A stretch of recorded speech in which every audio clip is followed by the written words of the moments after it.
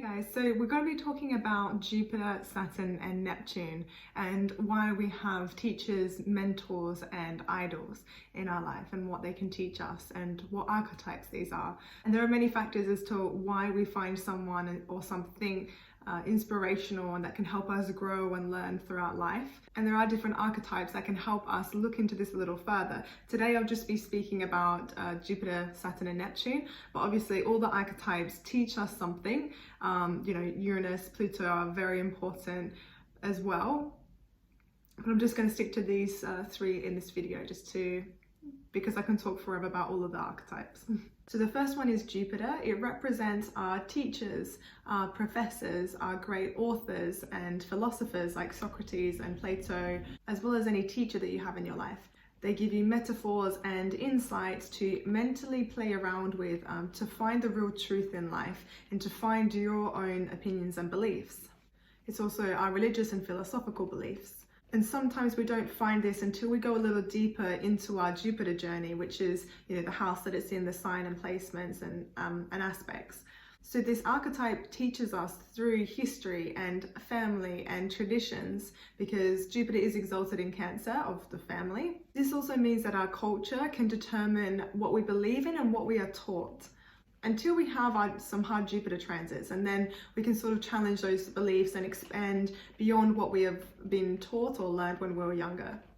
And exalted Jupiter in Cancer also, if you have this placement, gives good emotional intelligence. Our emotions are how we react to our environment, and how we see and interpret the environment is through our beliefs. Also, wherever Jupiter is in your chart, it can tell you how you like to learn, what you like to study, what you like to delve into, to find meaning, and also luck and abundance. Obviously, this is Jupiter, but this is from going out and exploring and searching for this sense of meaning. And obviously, we feel happy and alive and abundant when we have meaning in our life. And it's really something we should never compromise for anyone or anything else. It's that meaning that we find in life. It's our joie de vivre, and it's, what helps us grow and expand beyond the boundaries that really defined us when we were younger. We can't really sort of stay a Gemini child forever, always being given the answers. We sort of have to grow up and learn what makes sense to us and not necessarily others. And ask yourself, what do I really believe in and what makes sense to me? And when looking back on your life especially, I think Jupiter is represented in those moments of laughter and adventure and fun that you shared with someone special that really opened your eyes to something more. And these teachers that I am talking about, they can obviously help us find this in life, but it's also important to remember we can be our own teachers as well, and that we actually do become teachers at some point in our life. And especially if we have strong Jupiter in our chart, that could be a very big role in our life, being the teacher. And it is very meaningful, and it doesn't always have to be professionally. It can also just be with people and on subjects that you've had a lot of experience in. It really represents our growth and evolution as a human being, that we all sort of go on, that path we go on. And here we can also, with Jupiter, find our spiritual teachers and gurus, much like with Neptune, but the teaching is gone about in a very different way. It's a little bit more understandable and applicable to our lives. We can see ourselves becoming it.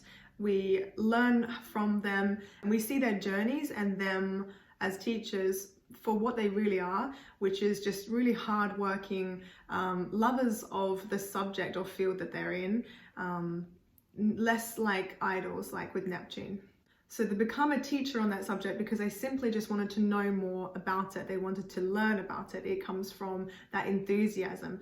Again, instead of teaching like through discipline with Saturn or through awe, like with Neptune, it's really Jupiter teaches through joy, intuition, experience and enthusiasm. Jupiter also represents university, intuition, and this is why we need to have that sense of excitement about the thing that we're going to go to university and learn about, and let our inner moral compass sort of guide us with that intuition towards that thing that we have enthusiasm about. And this does take us to Saturn in a little bit, because Saturn and Jupiter work really well together. Saturn is institutions, it's the structure, it's the uniform, it's the curriculum, the rules, and the structure around the learning And we need the discipline, obviously, and the structure to bring that enthusiasm, the ideas, into life so we can do something with it, achieve something with it, something tangible. So now we do have Saturn, which is our mentors and the disciplinary forces in our lives. It can be parents, grandparents, teachers, bosses, or even therapists, or whoever set those boundaries and rules and obligations for you in your life. So Saturn by house sign placement aspects can represent someone or a situation that sternly encourages you to work hard, to mature, and to grow up. And for those with softer Saturn aspects, or an exalted Saturn, or in its home sign, the lessons may be a little bit less severe, maybe more supportive, but the theme of the lessons will generally be the same. For example, my astrology teacher, she has Saturn and Neptune exactly by degree trining my ascendant, making a grand trine. She's definitely an older and more experienced, obviously, mentor that was not afraid to tell me off when, or to let me know of my limitations. But at the same time, with the Neptune, she was also a really spiritual and empathetic and compassionate teacher, and someone I really look up to. And that also taught me a lot about other things, spirituality, metaphysics, and the I Ching as well. So with Saturn, it really helps us to reevaluate and overcome our old mental structures and attachments that we have, and obviously our limitations as well, and to grow beyond what was really weighing us down or that has already fulfilled its purpose. Saturn being Earth means obviously it's going to be a slow, drawn out, over a long period of time kind of lesson, and maybe even painfully slow, especially if you've got sort of hard aspects to Mars or something like that. Mars just wants to hurry up and get it done and to achieve. Saturn obviously will really enhance those lessons of patience and endurance. So it's about patience, how to be thorough, and how to have enough endurance throughout the good but also the bad and tough times in life. It's the effect of finishing a doctorate, those 7 years at uni, or the slow, hard process of saving money for a house, or getting that promotion at work, or that slow process of a long-term relationship, that hard work that is put into that. The result is satisfaction. I think it's important to remember, obviously, this is what we get. This is the rewards we reap with Saturn once we put in that effort. Satisfaction and the creation of something. We cannot bring something to life, something well-crafted, something to be proud of without Saturn. And we hit our late 20s, and you know what I'm talking about. It's that, what have I done with my life? What have I got to show for it? What have I created or achieved? What have I got to show for my life? And this is usually in the form of your sign of your Saturn and the aspects to it and the house. Usually it's what society deems as successful or meaningful, which is, a house, car, money, savings, kids, job. I think it's important to remember it's never too late to achieve these things. It's just when we hit our late 20s, we really feel that effect, and it helps give us a kick up the bum to actually do something about it. And a Capricorn actually told me once a really nice saying, which is, as long as the train has left the station, it's on its destination, it's left, it's on its way, it'll make its way there, and we don't have to sort of worry about it. We've sort of set it on its path already, and we just have to be patient and keep going, and it's sort of inevitable. And Saturn achievements are much the same, patient endurance and discipline. You will get the results that you want. And we need to have these boundaries for integrity, to keep our integrity, our strength, our discipline, our dedication to something. These build character, a strong moral character, and to leave behind a legacy of what we've achieved is obviously very successful, very satisfying. So Saturn will also be represented as that stern parent that made you do your homework, but and go to university, but that helped you get that dream job that you really wanted, or at least to help you build that endurance and acknowledge that to apply it anywhere in your life. But we have to remember to not be too rigid or to take life too seriously. We kind of have to keep flexible, like the tree, the solid tree, but that flows easily in the wind, because otherwise we'll break in a storm. So This is where Neptune comes in, that fine balance of structure and also flexibility. So lastly, Neptune, it inspires us through the majesty of our world, through the grandeur, through the glamour, the spirituality, the holiness, and our idols. This is where we find our guru, our spiritual teacher, our priest, our inspiration that we find in dance, music, art. It's Picasso or Shakespeare's work that deeply moves us, sometimes more on an unconscious level. And it's really more ethereal in nature and has this sense of unreachability about it that adds to our captivation. We think of Hollywood, and opulent environments. This is also represented in, saints, Muhammad, Jesus.